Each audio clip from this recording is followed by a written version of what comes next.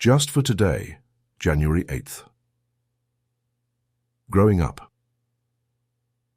Our spiritual condition is the basis for a successful recovery that offers unlimited growth.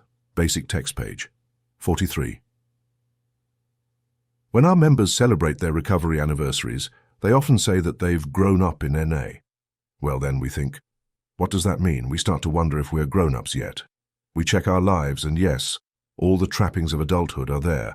The checkbook, the children, the job, the responsibilities. On the inside, though, we often feel like children. We're still confused by life much of the time. We don't always know how to act.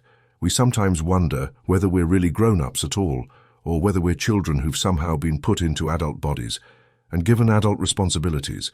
Growth is not best measured by physical age or levels of responsibility. Our best measure of growth is our spiritual condition, the basis of our recovery. If we're still depending on people, places and things to provide our inner satisfaction, like a child depending on its parents for everything, we do indeed have some growing to do.